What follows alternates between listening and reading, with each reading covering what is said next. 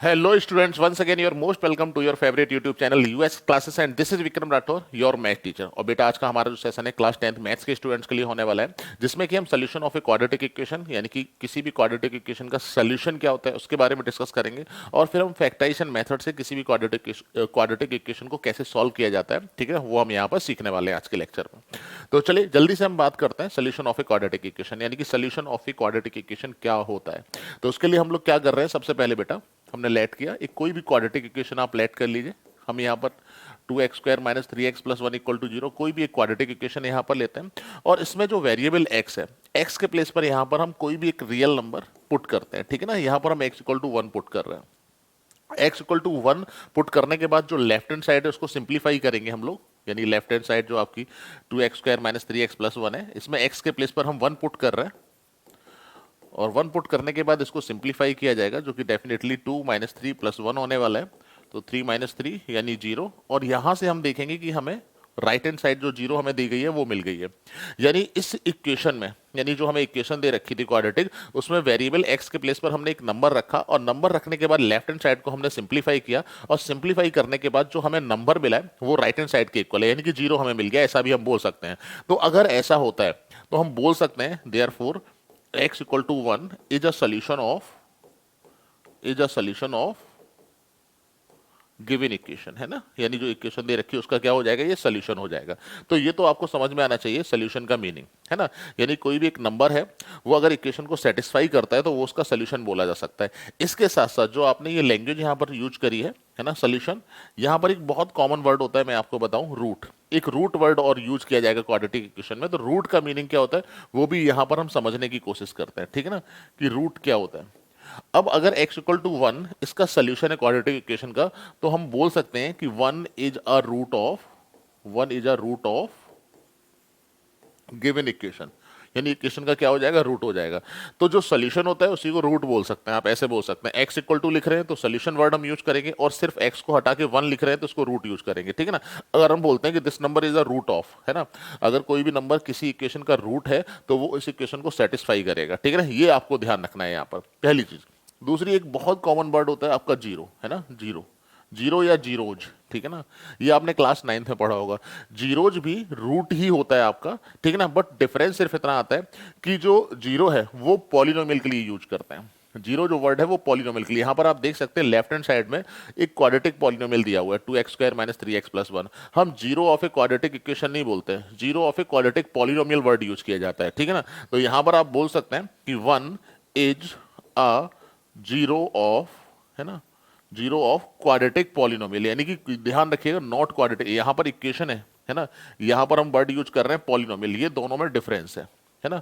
Polynomial word use कर रहे हैं और पॉलिनोमियल कौन सा है उसका अगर हम नाम भी लिखना चाहें तो 2x² माइनस 3x प्लस 1, ये आपका क्वाड्रेटिक पॉलिनोमियल है, ठीक है ना। तो जीरो जो वर्ड यूज किया जाता है वो पॉलिनोमियल के लिए यूज किया जाता है। रूट वर्ड जो यूज किया जाता है वो इक्वेशन के लिए यूज किया जाता है, क्वाड्रेटिक इक्वेशन के लिए। इसका आपको ध्यान रखना है यहाँ पर। तो रूट, और आप नोटिस करेंगे 1 रूट है और 1 जीरो भी है। तो बेसिकली अगर हम देखें तो रूट और जीरो में कोई डिफरेंस नहीं होता, एक ही बात है, बस सिर्फ टर्म जो है रूट क्वाड्रेटिक इक्वेशन के लिए यूज करते हैं और जीरो क्वाड्रेटिक पॉलिनोमियल के लिए यूज करते हैं। तो आई थिंक ये बात आपको समझ में आ गई होगी, ठीक है ना। और सोल्यूशन क्या है, ये सोल्यूशन भी आपको समझ में आ गया होगा, ठीक है ना। तो सोल्यूशन बोले आप, रूट बोले या जीरो बोले, ये सब कुछ लगभग लगभग सिमिलर है ना, एक ही जैसे हैं आपके। तो कोई कंफ्यूजन यहाँ पर नहीं होना चाहिए आपको कहाँ पर कौन सा वर्ड यूज करना है। और एक नोट भी मैं आपको यहाँ पर लिखा देता हूँ कि नोट, ये बहुत ज्यादा यूज भी होता है कि सपोज दैट हमने कोई क्वाड्रेटिक इक्वेशन एक जनरल फॉर्म ली ax² plus bx plus c equal to 0, है ना। तो नोट नंबर 1 की बात कर रहा हूं।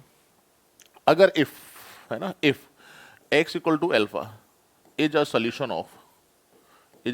ऑफ इक्वेशन, ठीक है ना, इस इक्वेशन का अगर सोल्यूशन है तो ये इसको सेटिस्फाई करेगा, ठीक है ना, सेटिस्फाई करेगा। इफ लिखा हुआ है यहाँ पर, ध्यान दीजिएगा। तो देयरफॉर a x के प्लेस पर alpha square plus b x के प्लेस पर alpha plus c equal to 0, यानी ये स्टेटमेंट हमारे पास होगा। अगर, फिर मैं बोल रहा हूँ इफ, अगर सोल्यूशन है, अगर क्वेश्चन में दिया हुआ है कि this is the solution of this equation, तो बोल दिया गया सोल्यूशन, तो सोल्यूशन का जो मीनिंग होता है वो जो नंबर होगा वो उस इक्वेशन को क्या करेगा, सेटिस्फाई करेगा, यानी लेफ्ट हैंड साइड और राइट हैंड साइड इक्वल होगा। यानी कि लास्ट जो हमने कॉन्सेप्ट पढ़ा हुआ है उसी के बेसिस पर हम ये बात लिख पा रहे हैं। नोट नंबर अगर हम सेकंड की बात करें तो किसी भी क्वाड्रेटिक पॉलिनोमियल के, ठीक है ना, एक क्वाड्रेटिक या फिर इक्वेशन वर्ड यूज करेंगे, किसी भी क्वाड्रेटिक इक्वेशन का, एक quadratic equation has at most two solution, two solution, ठीक है ना। इसका मीनिंग क्या हुआ ये भी ध्यान रखिएगा, यहां पर एटमोस्ट वर्ड बेटा है वो ध्यान रखिएगा आप, यानी किसी भी क्वाड्रेटिक इक्वेशन के, जैसे अगर हम बात करें हमें यहां पर एक क्वाड्रेटिक इक्वेशन दे रखी है, इस क्वाड्रेटिक इक्वेशन के जैसे x इक्वल टू 1 हमने एक वैल्यू रखी और ये इसका सोल्यूशन हो गया, तो क्या कोई दूसरी वैल्यू भी पॉसिबल है जिसको पुट करने पर ये जो सोल्यूशन हो जाएगा उसका, या फिर इसको सेटिस्फाई करेगा, तो या फिर उसके अलावा भी कोई वैल्यू पॉसिबल है? तो बता दे रहा हूं, अगर कोई भी क्वाड्रेटिक इक्वेशन है तो उसके मैक्सिमम दो सोल्यूशन हो सकते हैं, अगर हम बात करें तो एक और सोल्यूशन इसका पॉसिबल है, ठीक है ना, हो सकता है, नॉट श्योर, ठीक है ना, तो बट उससे ज्यादा नहीं हो सकता है। तो आपको ये बात भी ध्यान रखनी पड़ेगी कि क्वाड्रेटिक इक्वेशन के दो सॉल्यूशन हो सकते हैं या फिर दो रूट हो सकते हैं मैक्सिमम, ठीक है ना, ज्यादा से ज्यादा, इस बात को भी आपको ध्यान रखना है। ओके, और तीसरा नंबर नोट जो आएगा हमारा वो आएगा फैक्टराइजेशन मेथड की, फैक्टराइजेशन मेथड क्या होता है ना, फैक्टराइजेशन मेथड क्या होता है, इस पर हम लोग यहां पर बात करने वाले हैं, क्वेश्चन भी करेंगे हम लोग यहां पर। बट अभी क्या है, हम लोगों को पता है कि किसी भी क्वाड्रेटिक पॉलिनोमियल, किसी भी क्वाड्रेटिक पॉलिनोमियल को अगर हम इक्वल टू 0 लिख देते हैं तो वो क्वाड्रेटिक इक्वेशन हो जाती है ना। और क्वाड्रेटिक पॉलिनोमियल के अगर हम फैक्टराइज करेंगे तो L1 इंटू L2 दो लीनियर फैक्टर हम कर सकते हैं, ऐसा हम लोगों ने जो है वो क्लास 9th में पढ़ा हुआ है। किसी भी क्वाड्रेटिक पॉलिनोमियल को दो लीनियर फैक्टर के मल्टीपल में हम लिखते हैं, है ना, अगर हम फैक्टर करेंगे तो उसके factor L1 into L2 equal to 0 आएंगे।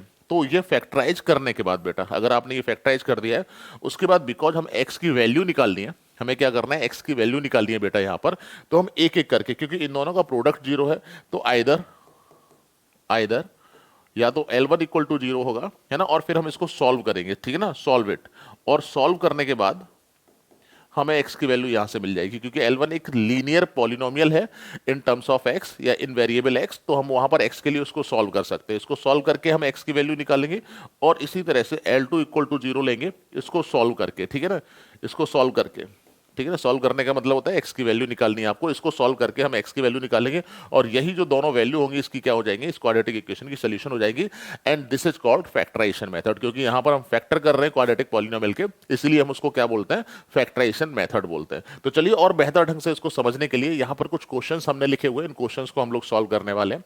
तो सबसे पहले हम लोग बात कर रहे हैं क्वेश्चन नंबर फर्स्ट की, ठीक है ना, क्वेश्चन नंबर फर्स्ट आप नोटिस करिए, लेफ्ट साइड में हमारे पास एक क्वाड्रेटिक पॉलिनोमियल है, आपको तीन चीजें ध्यान रखनी है इसमें, ठीक है ना, तीन चीजें ध्यान रखनी है। क्या ध्यान रखना है आपको कि एक तो स्टेप फर्स्ट में ये ध्यान रखना है कि पूरा लेफ्ट साइड में क्वाड्रेटिक पॉलिनोमियल होना चाहिए और राइट साइड में 0 होना चाहिए, पहली चीज है ना, स्टेप फर्स्ट में make sure on right hand side 0, है ना, कि राइट हैंड साइड आपका 0, इसको ध्यान रखना है हमें यहाँ पर, ठीक है ना। उसके बाद अगर ऐसा हो जाता है तो क्वाड्रेटिक पॉलिनोमियल को उसके बाद हम फैक्टराइजेशन स्टार्ट कर देंगे, जो लेफ्ट हैंड साइड में हमारा क्वाड्रेटिक पॉलिनोमियल है, स्टेप नंबर 2। और स्टेप नंबर 3 जो मैंने बोला था कि दो लीनियर के मल्टीपल में आ जाएंगे वो फैक्टर्स हमारे जो हैं, यानी कि अगर हम फैक्टर करेंगे किसी भी क्वाड्रेटिक पॉलिनोमियल के, अभी मैं करके भी आपको दिखाऊंगा यहाँ पर, वो मल्टीपल ऑफ दो लीनियर पॉलिनोमियल होगा, टू लीनियर पॉलिनोमियल, उसके बाद वन बाई वन हम एक एक करके उसको 0 लेंगे और उसको सॉल्व करेंगे, वहां से जो x की वैल्यू मिलेगी वही हमारी क्या हो जाएगी, इसकी सोल्यूशन हो जाएगी, ठीक है ना। तो चलिए इसको करके मैं आपको दिखा देता हूँ, यहाँ पर बता देता हूँ। तो यहाँ पर ये क्वाड्रेटिक पॉलिनोमियल है, इसको मिडिल टर्म स्प्लिटिंग से हम फैक्टराइजेशन करेंगे, ये आपने क्लास 9th में बेटा सीखा होगा, है ना, जैसे मल्टीपल करके हमें 10 चाहिए, यहाँ पर 10 लिखा हुआ, वैसे तो इसका मल्टीप्लाई यहाँ पर अगर कोई कोएफिशिएंट होता है, अभी कुछ नहीं है तो मैंने 1 लिख लिया यहाँ पर, इसका मल्टीप्लाई 10 का इसके 1 के साथ करेंगे तो डेफिनेटली 10 आएगा, है ना। तो मल्टीप्लाई करके हमें ऐसे दो नंबर ढूंढने की जिनका मल्टीप्लीकेशन 10 हो, बट यहाँ पर माइनस का साइन लगा हुआ है, क्योंकि अगर -10 का 1 के साथ मल्टीप्लाई करेंगे, अगर आप ध्यान दें यहाँ पर, तो -10 हमें मिलने वाला है। तो ये ध्यान रखिए, मल्टीप्लाई करके तो आपको 10 चाहिए, बट माइनस करके यहाँ पर, ये माइनस से मतलब होता है -10 का मल्टीप्लाई, माइनस करके हमें यहाँ पर क्या चाहिए, 3 चाहिए। इस साइन से कोई मतलब नहीं होता, ठीक है ना, माइनस से, इससे कोई मतलब नहीं है इसका, जो हम फैक्टराइजेशन कर रहे हैं। तो डेफिनेटली यहाँ पर 5 और 2 दो फैक्टर्स हो जाएंगे, तो हम लिख सकते हैं एक्स स्क्वायर -3 के प्लेस पर बेटा 5 - 2, फिर x -10 इक्वल टू 0, है ना, इस तरह से बनेगा, कुछ भी चेंज नहीं होता, सिर्फ 3 की जगह पर हमने जो नंबर दो ढूंढे हैं 5 और 2, जिनका मल्टीप्लीकेशन 10 होगा और दोनों का जो डिफरेंस है वो 3 आएगा, ठीक है ना, वो यहाँ पर लिखना है। उसके बाद ब्रैकेट हम ओपन करते हैं यहाँ पर, x² -5x + 2x -10 equal to 0। Minus का मल्टीप्लाई हम ब्रैकेट में करेंगे तो प्लस का 5 माइनस का 5 हो जाएगा, एक्स का मल्टीप्लाई होना ही है आपका, और माइनस का मल्टीप्लाई -2 में होगा तो +2, और एक्स का मल्टीप्लाई ये बनने वाला है। अब हम यहाँ से इन दोनों टर्म में से और इन दोनों टर्म से, ठीक है ना, ये 4 टर्म्स बनते हैं, तो इनिशियल जो 2 टर्म्स है उसमें से कॉमन देखेंगे और जो लास्ट के 2 टर्म्स है उसमें से कॉमन देखेंगे। ये क्लास 9th में बेटा आपको सिखाया जा चुका है ना। तो x -5 बनने वाला है, और जो इस ब्रैकेट प्लस का साइन पहले लगाइए, थोड़ा सा स्पेस खाली छोड़िए, और जो इस ब्रैकेट में लिखा हुआ है, ठीक है ना, वही इस ब्रैकेट में लिख देते हैं। उसके बाद यहाँ पर कुछ कॉमन होता है खाली जगह पर, तो उसके लिए मैं तरीका बताता हूँ कि हमें जो है 2x के प्लेस पर आपने ये x लिखा हुआ है यहाँ पर, यही है ना भाई, कॉमन तो हम यहीं से लेंगे ना। 2x के प्लेस पर आपने x लिखा हुआ है, तो 2x को s से डिवाइड कर दी, इस वाले 2x को इस x से डिवाइड कर दीजिए, स्टेप ध्यान रखिएगा। तो हमारे पास क्या आएगा, 2 आएगा। अगर आप डायरेक्ट कॉमन ले सकते हैं बहुत अच्छी बात, नहीं ले सकते हैं फिर ये आप ट्रिक याद रखिएगा, और इक्वल टू 0।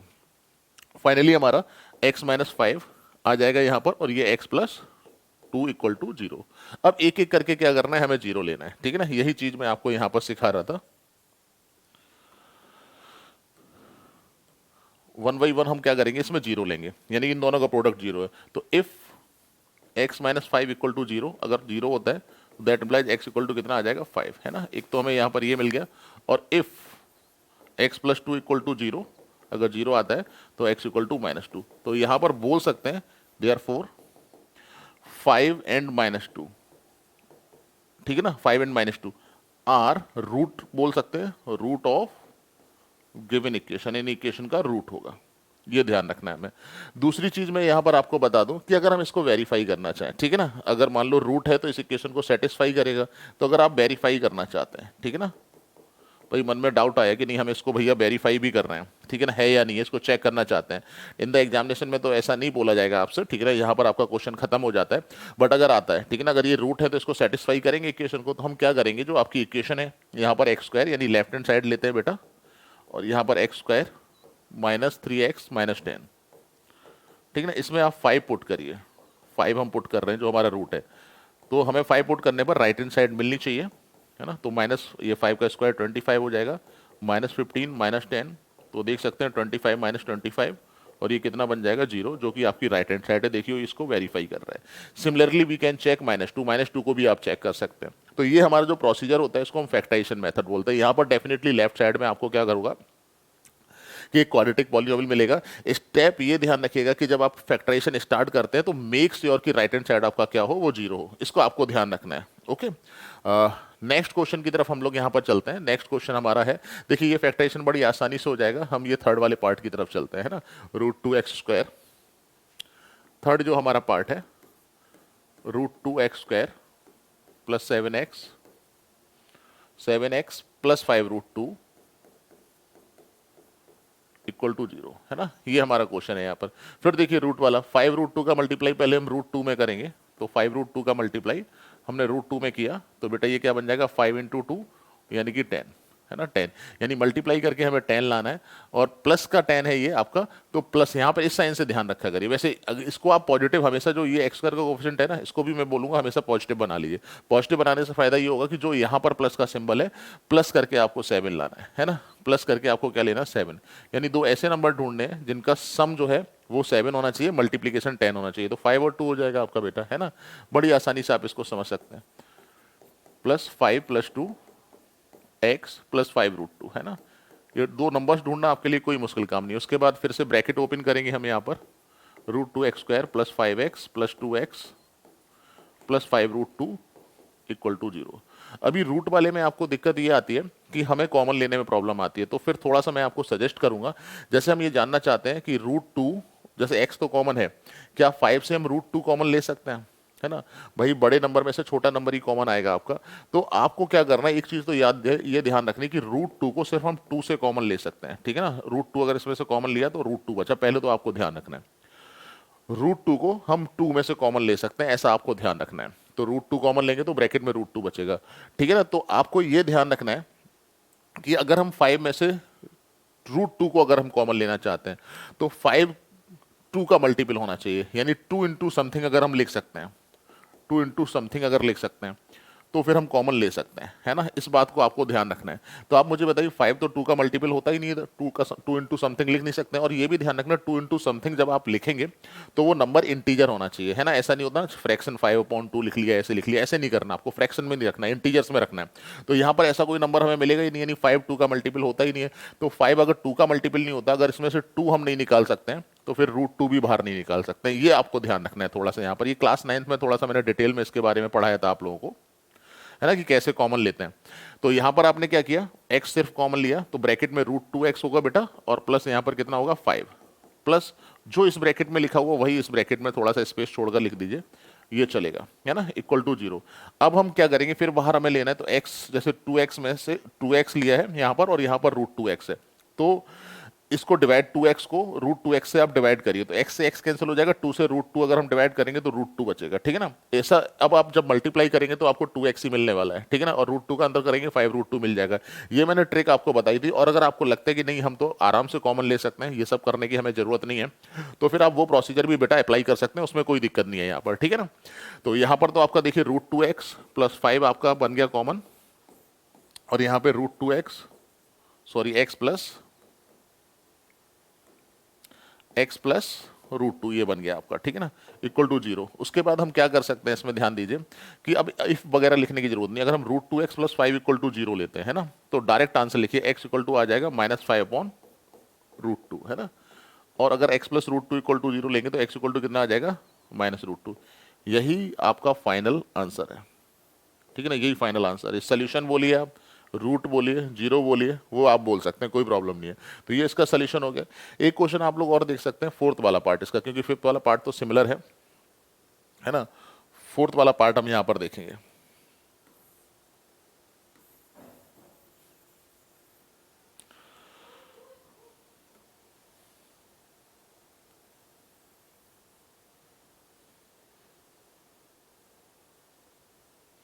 फोर्थ वाला पार्ट देखते हैं हम लोग यहां पर, 2x² -x plus 1/8 -x plus 1/8 equal to 0। सबसे पहले बेटा आपको ध्यान रखना है इसमें कि जो कोफिशिएंट है या फिर कांस्टेंट टर्म है आपका, ये फ्रैक्शन में नहीं होना चाहिए। फ्रैक्शन में होगा तो फैक्टराइजेशन करने में आपको प्रॉब्लम आएगी। तो पहले तो यहाँ पर देख सकते हैं 1/8 है, तो जो डिनोमिनेटर में 8 है इसको हमें एलिमिनेट करना, हटाना है। इसके लिए हम मल्टीप्लाई बाई 8 करेंगे। यहाँ पर क्या करेंगे, मल्टीप्लाई बाई 8। 8 का मल्टीप्लाई कर रहे हैं तो 8 2 जा 16x² -8x और +1 इक्वल टू 0, कुछ इस तरह से बनेगा हमारा, है ना ये। अब उसके बाद फैक्टर करेंगे 1 का मल्टीप्लाई 16 में, तो 1 इंटू 16 16 होगा, यानी मल्टीप्लाई करके 16 चाहिए और प्लस करके 8 चाहिए। तो फैक्टर्स आपको पता होने चाहिए बेटा, 4 + 4 हो जाएंगे, यानी 4 + 4 8 हो जाएगा, और साथ साथ आपका 16 भी मिलेगा यहाँ पर, है ना। ब्रैकेट ओपन करेंगे हम लोग, 16x² -4x -4x +1 equal to 0, है ना। फिर दो दो करके कॉमन लेना है हमें, 2 2 करके, तो ये 4x कॉमन बेटा बनेगा यहाँ पर, 4x -1 और -1, ये 4x -1, ठीक है ना, ये इस तरह से आने वाला है। और यहाँ पर हम लिख सकते हैं 4x -1, और दूसरे ब्रैकेट में भी हमारा 4x -1 बचा।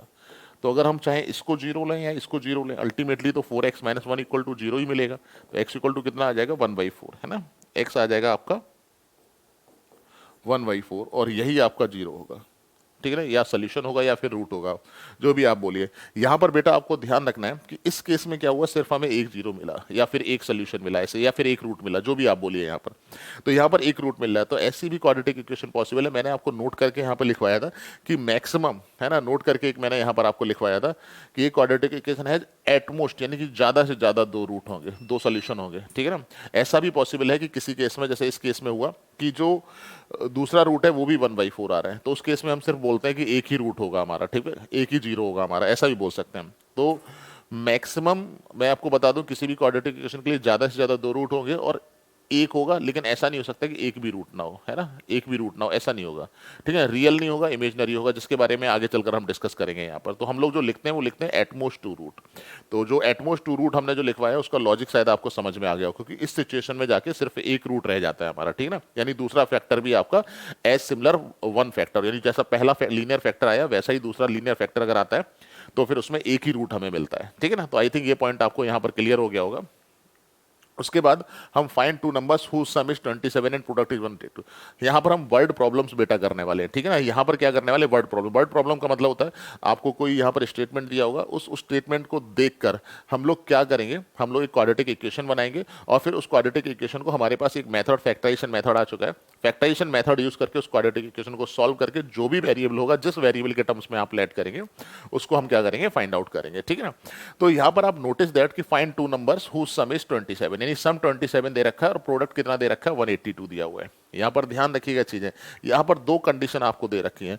मैं आपको सजेस्ट ये करूंगा, जनरली क्या होता है बच्चे let two numbers are x and y ये करने लगते हैं, तो मेरा सजेशन आपका ये है कि जितने कम से कम वेरिएबल आप क्वेश्चन में इंट्रोड्यूस करोगे उतनी चीजें आसान रहेंगी आपके लिए, उतनी कम इक्वेशन जनरेट होंगी। जितने ज्यादा वेरिएबल्स आप लेंगे उतनी ज्यादा प्रॉब्लम। तो अगर पॉसिबल हो तो हम एक वेरिएबल से ही काम चलाएं, है ना।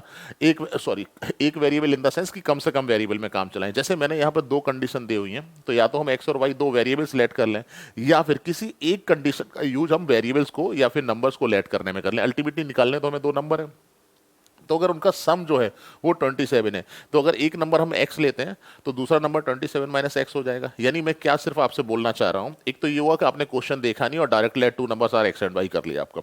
दूसरा कि आप क्वेश्चन को देखें, समझें उसको, है ना, पढ़ने की कोशिश करें कि इसमें दो कंडीशन दे रखी है हमें। दो कंडीशन का मतलब होता है दो इक्वेशन बनेगी हमारी, दो इक्वेशन को बना के हम दो वेरिएबल्स को फाइंड आउट कर सकते हैं, इसमें कोई दिक्कत नहीं है। लेकिन हम एक कंडीशन का यूज सिर्फ और सिर्फ लेट करने में कर लें, यानी जो आप नंबर्स लेट कर रहे हैं वो आप देखिए कि जरा कौन सी कंडीशन का यूज हो सकता है। क्या हम प्रोडक्ट, अगर हमें दो नंबर्स का दिया हो, एक नंबर एक्स हो, तो क्या हम प्रोडक्ट का यूज करके दूसरा नंबर लेट कर सकते हैं? शायद ये मुश्किल है। बट अगर सम 27 दिया हुआ और एक नंबर एक्स होगा तो दूसरा नंबर डेफिनेटली 27 माइनस एक्स होने वाला है। तो यहाँ पर जो पहली वाली कंडीशन दी हुई है इसका यूज करके, ठीक है ना, इसका यूज सिर्फ आप सपोज करने में या लेट करने में कर लीजिए।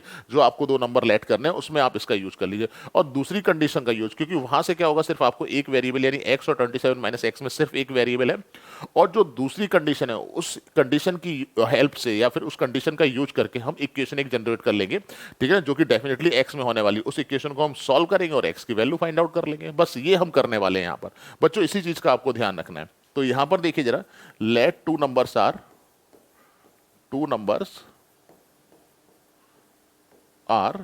X and 27 minus x. यहां पे भी थोड़ा सा मैं आपको बच्चों सिखाना चाहूंगा। एक तो आपको ये समझना है, अब इनका अगर आप सम करेंगे, दोनों को ऐड करेंगे, 27 आने वाला है पहला।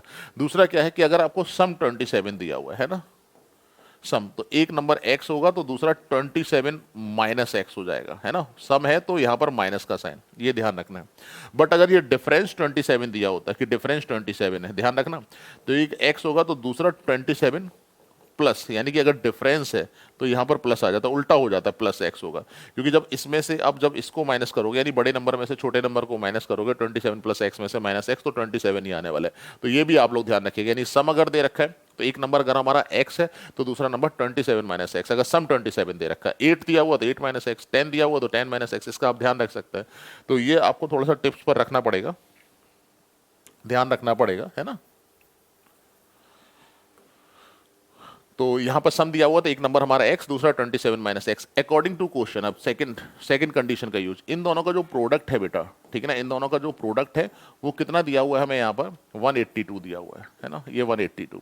अब इसको सिंप्लीफाई करके हम क्वाड्रेटिक इक्वेशन की जो स्टैंडर्ड फॉर्म होती है उसमें कन्वर्ट करेंगे, और फिर जो भी हमारे पास फैक्टराइजेशन मेथड है उसका हम यूज कर सकते हैं यहाँ पर। तो देखिए यहाँ पर 27x minus x square equal to 182। तो यहाँ पर 182 को लेकर आएंगे तो x square plus 27x minus 182 equal to 0। मैंने आपको सजेस्ट किया था कि एक्स स्क्वायर का जो कोफिशिएंट होगा उसको पॉजिटिव बनाइए, तो पॉजिटिव बनाने के लिए यहाँ पर -1 का मल्टीप्लाई कर देंगे तो it will B x square minus 27x और प्लस 182 इक्वल टू 0, है ना, ये चलेगा आपका। अब फिर से हमारा वही है कि हमारी ये स्टैंडर्ड फॉर्म में कन्वर्ट हो चुकी है इक्वेशन, अब हम फैक्टराइजेशन मेथड जो है वो यूज कर सकते हैं। तो लेफ्ट हैंड साइड में जो बेटा क्वाड्रेटिक पॉलिनोमियल हमें दिया गया है, ठीक है ना, उसको हम क्या करेंगे, यहाँ पर फैक्टराइज करेंगे। तो हमें प्लस करके क्या लाना है, 27 और मल्टीप्लाई करके 182, क्योंकि यहाँ पर तो कोई नंबर है ही नहीं जिसका मल्टीप्लाई किया जाए 182 के साथ। तो ये दोनों नंबर्स आप लोग खुद निकालिए, मैं सिर्फ आपको बता दे रहा हूँ। ये नंबर्स हमें मिलेंगे 14 एंड 13, 14 प्लस 13 27 होगा आपका, है ना, 27 होगा, और मल्टीप्लाई भी करेंगे तो 182 ही मिलने वाला है यहाँ पर, है ना, 182 मिलने वाला है। तो देखिए यहाँ से अब इसको सिंप्लीफाई करके बड़ी आसानी से हम जो है इसको आंसर में कन्वर्ट कर सकते हैं। ये ब्रैकेट ओपन करेंगे तो कुछ इस तरह से बनेगा हमारा -14x -13x plus 182 equal to 0, है ना। x हम कॉमन लेंगे तो x -14 और -13 कॉमन लेंगे x -14 इक्वल टू 0। तो x -14 कॉमन आ जाएगा बेटा और x -13 इक्वल टू 0, ठीक है ना। अब हम एक एक करके अगर 0 लेते हैं तो डेफिनेटली x इक्वल टू 14 बनेगा और x इक्वल टू 13 बनेगा। अच्छा, कुछ बच्चे इसी को देखकर अपना आंसर लिखते हैं कि अरे सर x इक्वल टू 14 और 13 हमारे दो नंबर आ गए। बट यहाँ पर थोड़ा सा आपको समझना है, ये 13 और 14 आंसर हमें ऐसे नहीं लिखना है। अगर हम x इक्वल टू 14 लेते हैं, है ना, पहले हम इस केस को लेते हैं, ठीक है ना। हमारे दो नंबर तो x और 27 माइनस एक्स, अगर हम 14 लेते हैं तो जो x की वैल्यू है ना, x और 27 माइनस एक्स, यही हमारे दो नंबर है ना। तो जो x की वैल्यू है हमारी वो हो जाएगी 14 और 27 माइनस एक्स, यानी 27 माइनस 14 ये हो जाएगा 13। तो अगर हम यहाँ पर x 14 लेते हैं तो दो नंबर हमें 14 और 13 मिलेंगे। बट अगर हम दूसरा नंबर यानी x इक्वल टू 13 लेते हैं तो इस केस में जो x की वैल्यू है वो 13 हो जाएगी और 27 माइनस एक्स की वैल्यू 27 माइनस 13 14 हो जाएगी, ठीक है ना। तो इस तरह से हम चीजें करते हैं, ठीक है ना। ये ध्यान रखना है आपको।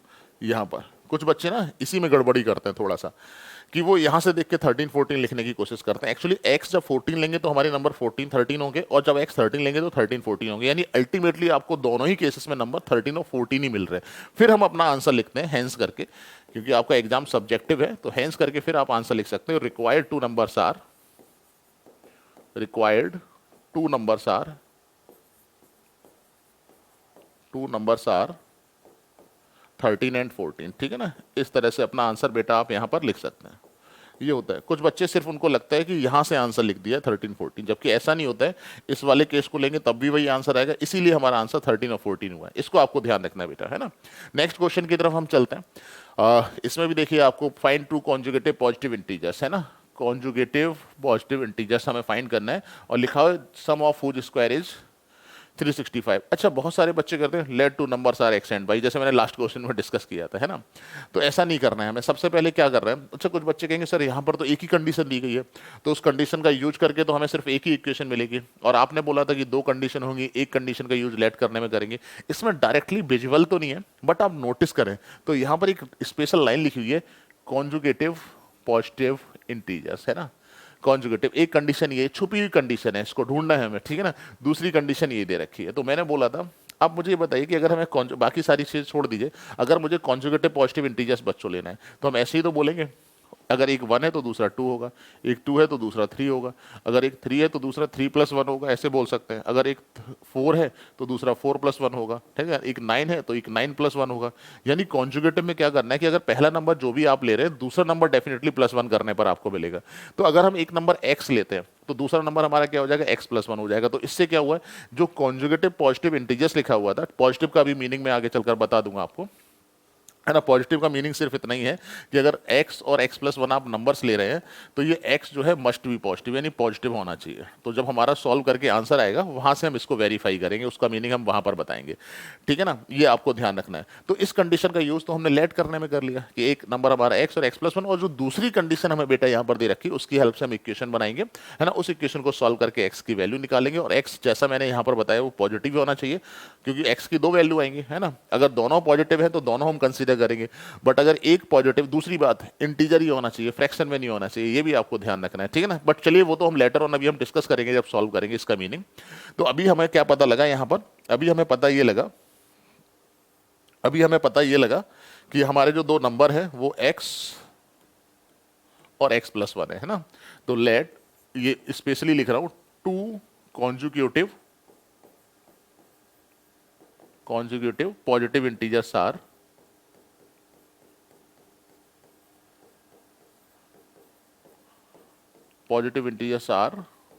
x and x + 1,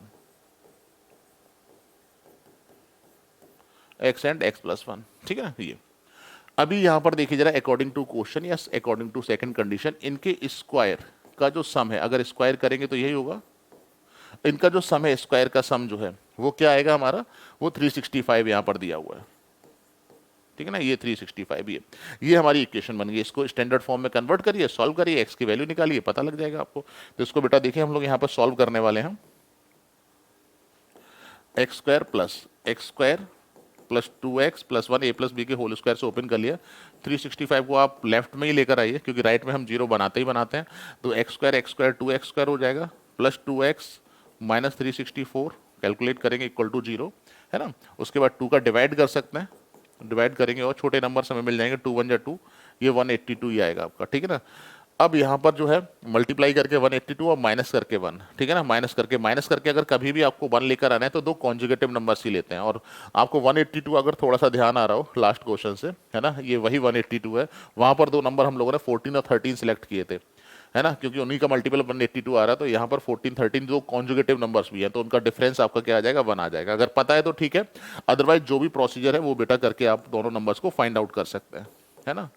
ये क्लास 9 का कॉन्सेप्ट है इसीलिए बहुत ज्यादा डिस्कस नहीं कर रहा हूँ। 14 माइनस 13 हो जाएगा।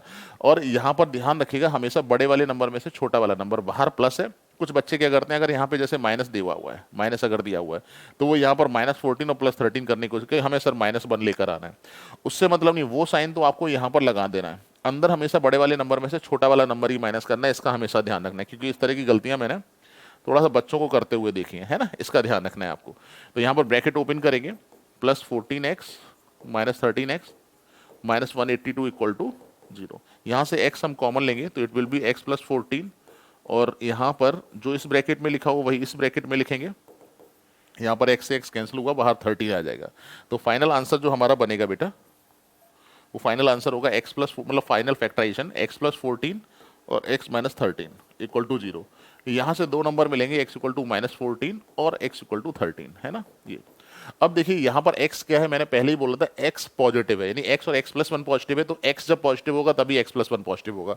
तो ये यहाँ पर नहीं हो सकता है, ये वाला नंबर रिजेक्ट कर देंगे।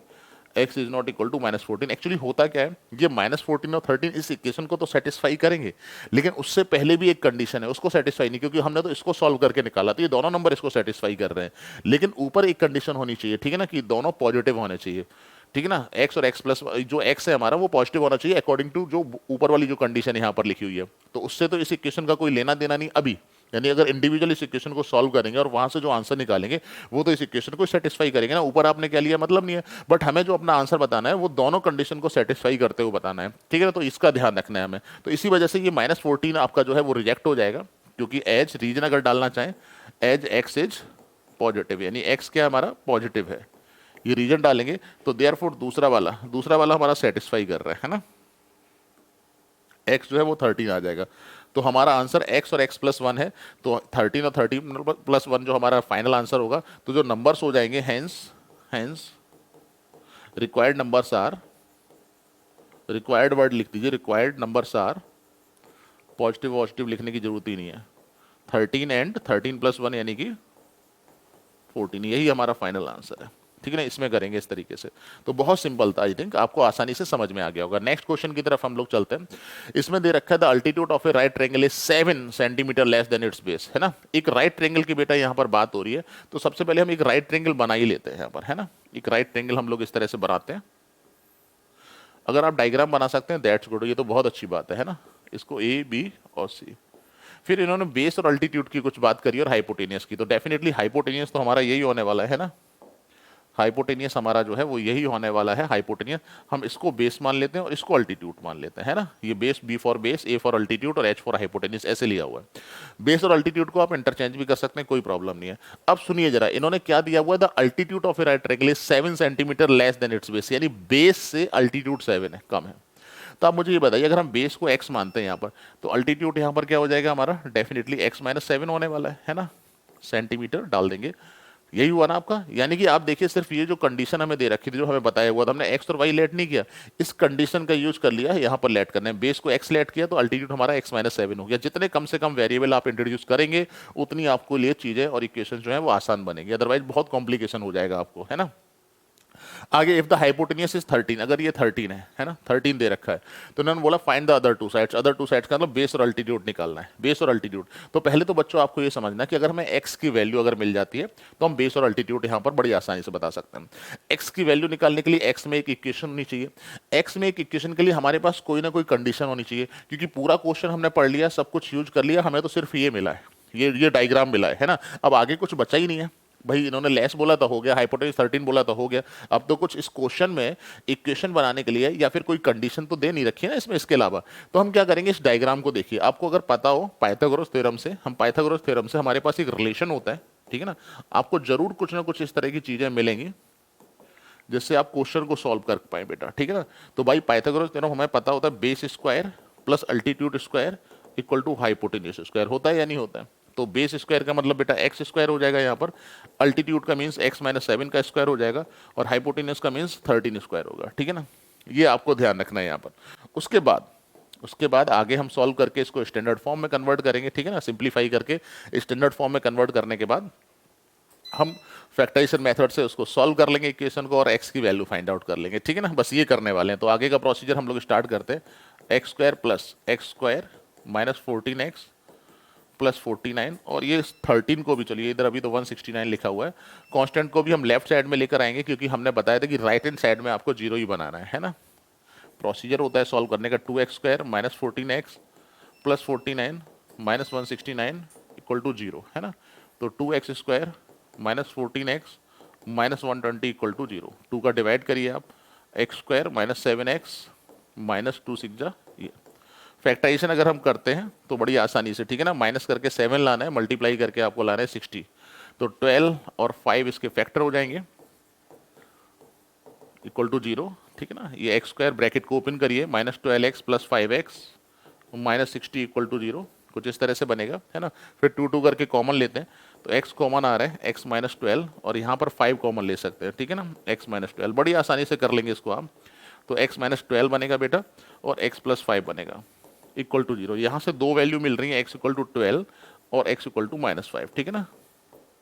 अगर हम x minus 12 equal to zero लेंगे तो x इक्वल टू 12 मिलेगा, और x plus 5 equal to zero अगर बच्चों लेते हैं तो x इक्वल टू माइनस 5 मिलेगा। यहाँ पर नोटिस दैट, है ना, ध्यान करेंगे कि x क्या है हमारे पास, ये x BC की लेंथ है। तो क्या लेंथ निगेटिव हो सकती है? नहीं हो सकती है।